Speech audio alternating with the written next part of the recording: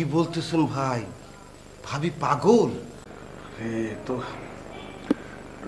Normal পাগল না, normal পাগল। এক ধরনের পাগল আছে না, যে খালি বিড়বিড় করে, চুপচাপ থাকে, কাউকে ডিস্টার্ব করে না। এ তো এই পদের না, এ তো দরিয়ে ডাইরেক্ট মারে। আর এ তো সবাই রে মারে না, খালি পুরুষ মানুষকে দরিয়ে মারে। আর নিয়েই একটা উদ্দেশ্যই একটা, এই পৃথিবীটারে সে নারীস্থান বানাইবে। মারে না ভাই? আপনি করবেন কি, মোটা শিকল আছে না, মোটা শিকল কিনে না, দুই হাতে হাত করার মতো একদম বাইন দেওয়ালের সাথে দিয়ে থাকবেন, আর মারতে পারবে না। কোনো লাভ নাই, লাইতে এমএটি হেলাইবে, গোড়া লাথি দেয়। অসুবিধা নাই ভাই, আপনি শিকল দুইটা চারটা কিনবেন, চারটা, দুই হাতে দুইটা, দুই পায়ে দুইটা, মারতে পারবে না, লাথি তো পারবে না। আমরা এমএটি হেলাইবে, এটা হাঙ্গর, কি মনে করছো?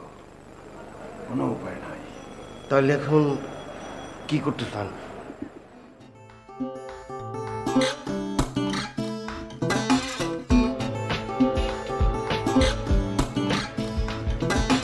আমার মনে হয় ভাই সময় নষ্ট করার দরকার নেই, আপনি এখনই করেন, এখনই পালে আসি।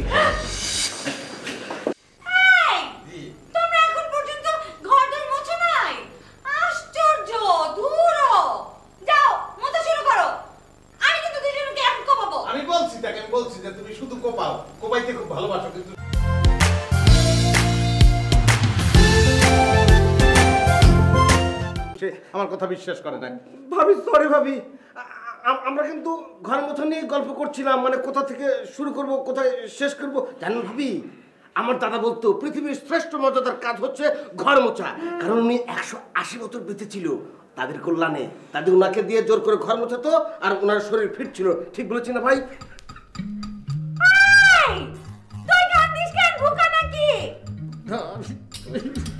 দাদা আমার খুব পছন্দ করতো, তার কথা মনে হচ্ছে। কবে কে মরে গেছে? আই কাজ করো, যাও কাজ করো, আমি কিন্তু একদম দুজনকে কমাবো কিন্তু। আর তুই কাজ কর, তুমি ওইদিকে যাও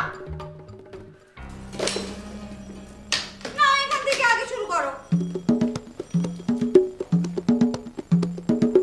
খেলা বুঝছস ভাই? আমি যে বলছি পাগল, খামাখা বলছি। আমি ঘর মুসি মস্ত মস্ত বুদ্ধি বাইর করি যে কোন পিলে এবার রাতের তোর মুক্তি পাবো।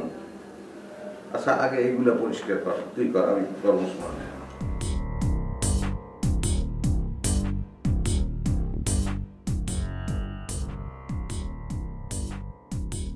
কণ্ঠ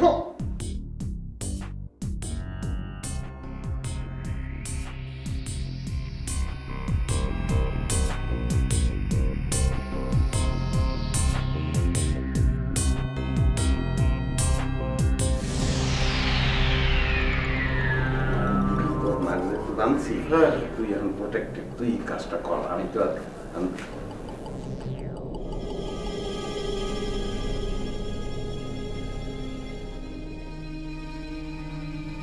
এমনি কি মুরব্বীরা বলে, অতি লোভে তাঁতি নষ্ট।